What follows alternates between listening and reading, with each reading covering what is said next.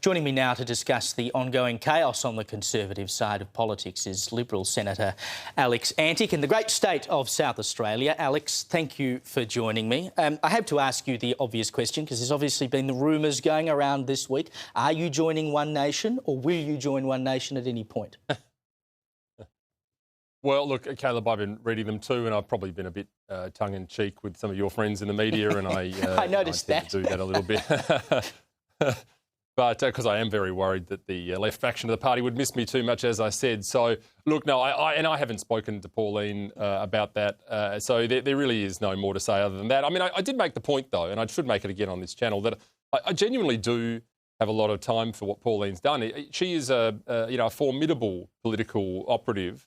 And I'm always bemused, and in fact I have said this to her while we've had a little bit of time in between divisions in the chamber. I'm sort of always bemused by the fact that she doesn't get more credit for that. If she was a creature of the left, she would have more letters after her name than an alphabet. But from the right, the push for more women in politics apparently doesn't exist. So I have a lot of time for her, but no, at this stage, I've nothing to tell you. Well, your good friend and mine, Corey Bernardi, has obviously just gone to One Nation. I know you two are in touch. What if Corey gave you a call and said, come across, mate, I think we can do some good work? Would you be tempted? Well, I'd certainly pick up the phone. I always like to hear from Corey, and I have one other person I have a lot of time for as well. Corey's been a good friend of mine for a long period of time. And look, I mean, I don't want to sound... One of the things I really dislike in this business is, hackneyed cliches and so forth. But what I want to see, honestly, is politics in this country start to get it. I think in this country we are miles behind some of the things that have been happening in the United States. You only have to look at what the Trump administration are doing with disclosure of documents and transparency, freedom of speech, pushing back on all those issues that we should be pushing here. The right of politics has got to catch up. It is not 2003 anymore. The Conservative side of politics has to muscle up. It is frustrating. It's frustrating for me. I find myself crossing the floor too often, frankly, and I do so out of my conscience, and I'll continue to do that.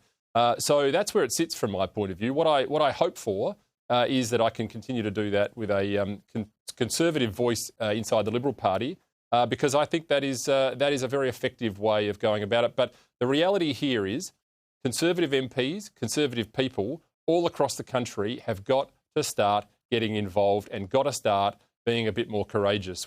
Our country is going to waste at the moment. We have got more trouble in this country on a range of levels that we don't have time to talk about, whether it's financial, economic, cultural, you name it.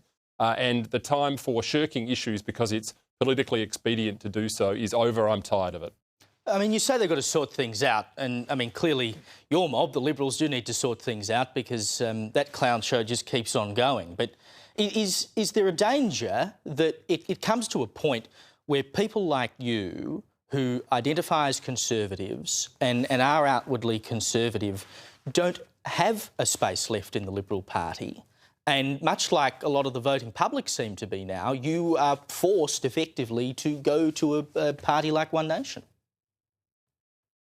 Well, let's hope not. I mean, I think the party of Menzies is a Conservative party, regardless of those who say opposite. I mean, the concept of it being a broad church really is the difference between it being broad between the principles of liberalism and conservatism and no more. So it should be fulfilling that role, and I think we are struggling with that at the moment.